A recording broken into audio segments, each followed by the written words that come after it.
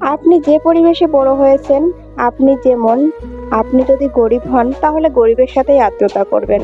কারণ আপনি যদি গরিব হয়ে বড়লোকের সাথে আত্মীয়তা করতে যান তাহলে আপনি কখনোই তাদের চাহিদা পূরণ করতে পারবেন না। কারণ তারা যেভাবে চলাফেরা করে, যে পরিবেশটা ব্রাশ করে কিংবা তারা যেভাবে চায় আপনি কখনোই তাদের মন মতো হয়ে উঠতে পারবেন না। দেখবেন আপনি গরিব হলে আপনার বাসায় যদি বড়লোক আত্মীয় আসে, দেখবেন অন্যদের থেকে ওই বড়লোক আত্মীয়কে আপনার বেশি আপ্যায়ন করা লাগে। আপ্যায়ন মানে আবার তাকে একটু বেশি অন্যদের থেকে বেশি বেশি সব কিছু করা লাগে। আবার তাদের থেকেই কিন্তু কথাগুলো বেশি শোনা লাগে। বড়লোক আত্মীয় আসলে আগে তাদের বসার জায়গাটা, তাদের শোবার জায়গাটা আগে আগে করে দিতে হয়। তারপরেও তাদের মন পাওয়া যায় না। তাদের আপনি যেভাবেই আপ্যায়ন করেন না কেন তাদের আপনি মন পাবেন না। কারণ ওই যে বললাম না, আপনি যেমন, আপনি ঠিক তেমন ভাবেই তাদের আদর যত্ন করবেন। কিন্তু তাদের চাহিদা আরো বড়।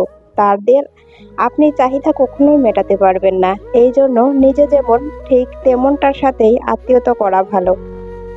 গেল বড়লোক আত্মীয় আপনার বাসায় আসলে আপনি কখনোই তাদের মন মতো কিছু করতে পারবেন না। আর এক পর্যায়ে আছে, আপনি গরিব, আপনি বড়লোক আত্মীয়র বাসায় গেছেন, দেখবেন তাদের যে বড়লোক আত্মীয়টা আছে আপনাকে রেখে তাদেরকেই খাতির যত্ন করবে।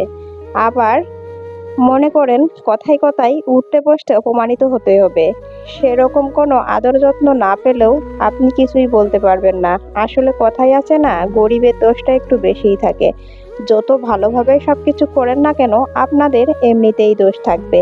ওই বড়লোকরা শুধু নামেই বড়লোক, কোনো কিছু করবে না, এমনিতেই শুধু নাক সিটকবে। তাদের আপনি চাওয়া পাওয়া কখনোই পূর্ণ করতে পারবেন না।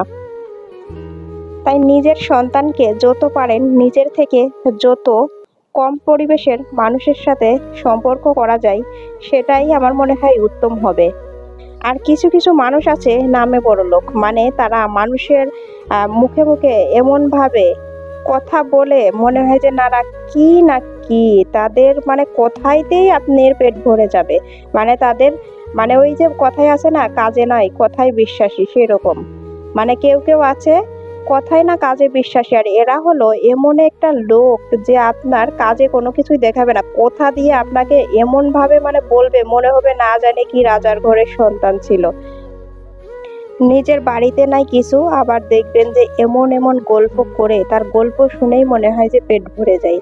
আর সেই কথাগুলো শুনলে মন মেজাজ এমনিতেই খারাপ হয়ে যাবে। ওই কথায় আছে না, কিছু যদি এতই তোমার কথার ভাব তাহলে করে দেখাও তুমি। মানে কিছু কিছু লোক আছে দেখবেন যে ওই আছে না, ভাঙা কলসি বাজে বেশি, সেরকম। খালি কলসি বাজে বেশি, ভুল বলেছি, আপনারা কিছু মনে করবেন না। সেরকম আছে কিছু কিছু লোক, কোনো কিছু না থাকলে এমন ভাবে গল্প করে, ওই যে উটানি নেই ফুটানি আছে, ফুটানিটা খুব করতে পারে। আরে কথাই নাই কাজে বিশ্বাসী মানুষ।